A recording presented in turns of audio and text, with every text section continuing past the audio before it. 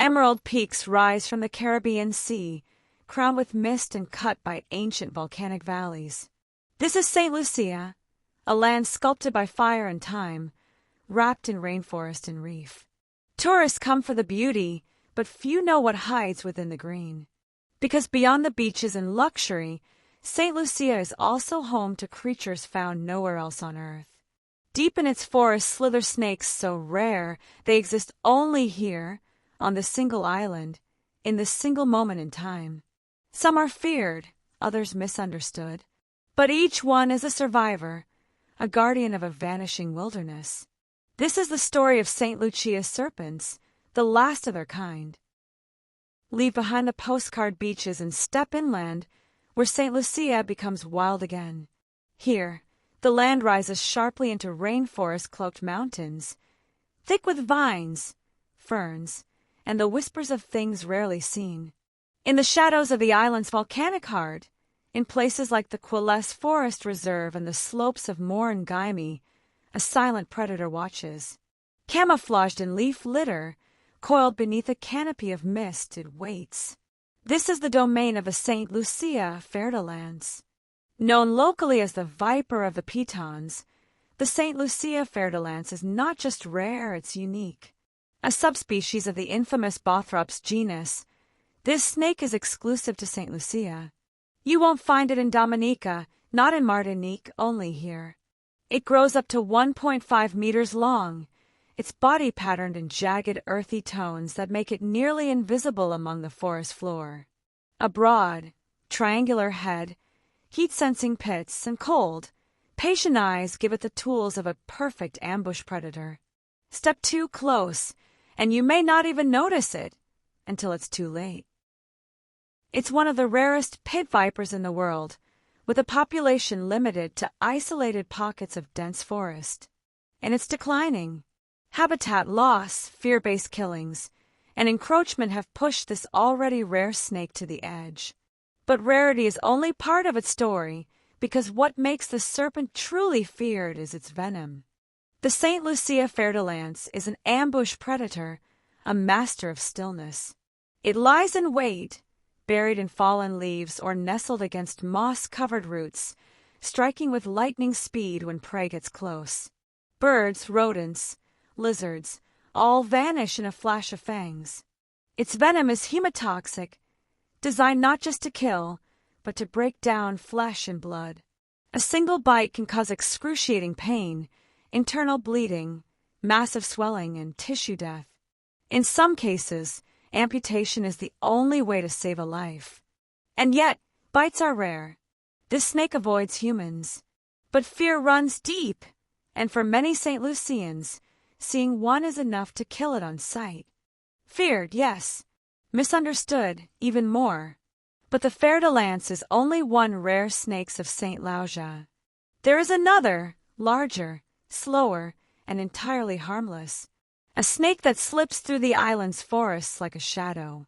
This is the St. Lucia boa, a snake so elusive that many islanders have never even seen one. A subspecies of the common boa constrictor, the boa orophias is found only on this island. It can grow up to 6 feet long, gliding silently through undergrowth or climbing low branches in search of prey. It kills by constriction, wrapping its muscular body around rodents, birds, and lizards, cutting off circulation in seconds. No venom, no aggression, just patience and strength. But despite being harmless to humans, the St. Lucia boa is often mistaken for something dangerous.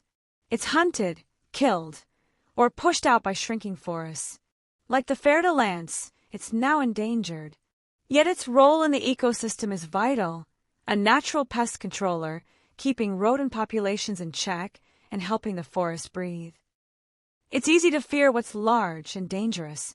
But what about something so small, so quiet, that most people don't even know it exists? Meet the St. Lucia threadsnake, a creature that looks more like a living shoelace than a serpent.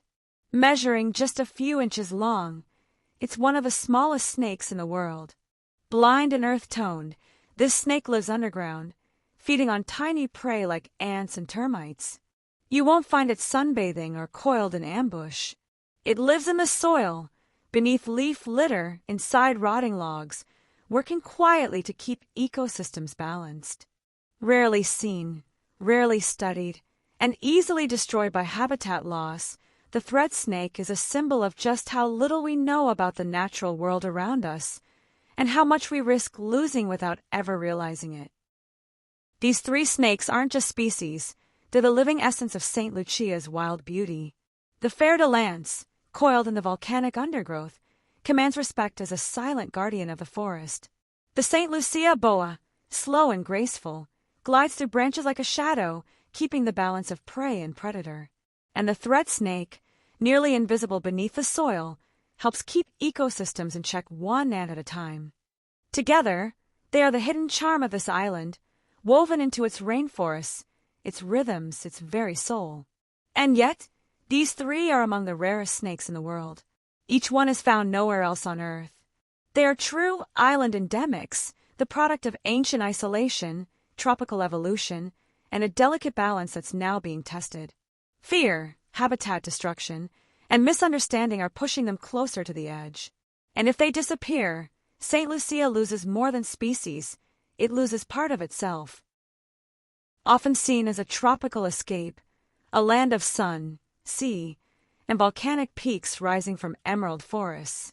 But beneath that postcard beauty lies something deeper, something wild, ancient and vanishing.